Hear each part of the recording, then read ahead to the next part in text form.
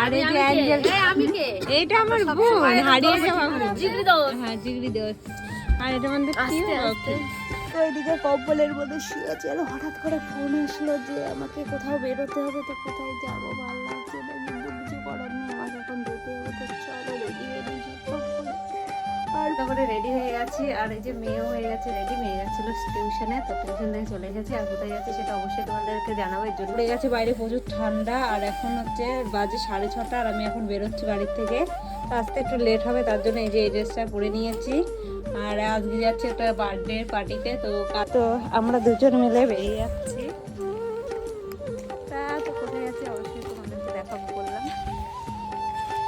আমরা রাস্তায় আসতেই টোটো পেয়ে গেছি, আমি আর মেয়েকে দাঁড়িয়ে আছি। আসলে ওর কথা খুব বলছে ও আসবে না কাশ্মীর।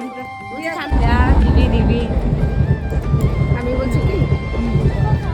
নেই আমার তো এই যে আমরা চলে এসেছি আমার মাসিমণিদের বাড়িতে।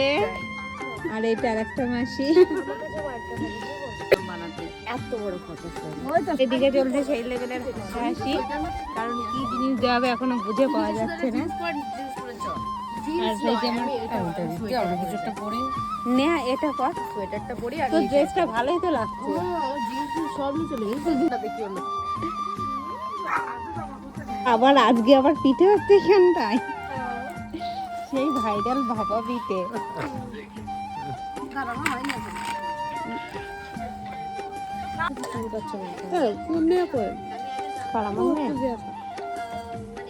তো তোমরা তো দেখতেই পেলে, চলে এসেছিলাম মাসিমণির বাড়িতে। আর মাসিমণি করে দিয়েছিল গরম গরম ভাপা পিঠে। তো সেখান থেকে খেয়ে আমরা চলে এসেছি গিফটের দোকানে। এখান থেকে একটা সুন্দর দেখে একটা ব্যাগ চয়েস করে নিলাম আমরা সবাই মিলে। এই ব্যাগটা যে আমরা কার জন্য নিলাম সেটা অবশ্যই দেখতে পারবে নেক্সট ভিডিওতে। আর দেখো ব্যাগটা অনেকটাই সুন্দর, আমার তো খুবই ভালো লেগেছে, সঙ্গে সবাই চয়েস করে দিয়েছে। আর এই ব্যাগটা তোমাদের কেমন লাগলো অবশ্যই একটু কমেন্ট করে জানিয়ে। আর এই ব্যাগের দোকানে তো প্রচুর ব্যাগের কালেকশন, আর আমার যখনই ব্যাগের প্রয়োজন হয় আমি এখান থেকেই নিয়ে যাই। এখান থেকে বেরিয়ে চলে এসেছিলাম আমাদের বিন্নগরের ট্রেন্স থেকে বেরিয়ে সোজা চলে আসলাম আর একটা ব্ল্যাঙ্কেটের দোকানে। তো ওখান থেকে একটা ব্ল্যাঙ্কেট নেওয়ার পরে এখন যাওয়ার জন্য ফাইনালি রেডি হয়ে গেছে। তো চলো হয়ে গেছে রেডি। আর এই যে গিফট হাতে নেওয়া হয়ে গেছে। আর এই যে এর টনে সাজই হচ্ছে না, বুঝতে পারছি কি করলে আমাকে ভালো লাগবে। হ্যাঁ তুমি অনেক সুন্দর, তুমি না সাজলে অনেকটাই ভালো লাগবে, তাই না?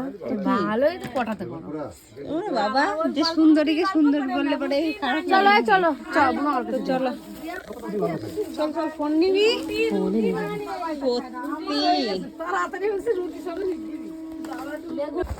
তো এই যে আমরা এখন ফাইনালি বেরিয়ে পড়লাম। আর সামনে থেকে কেক, আর পেছনে আছে সবাই।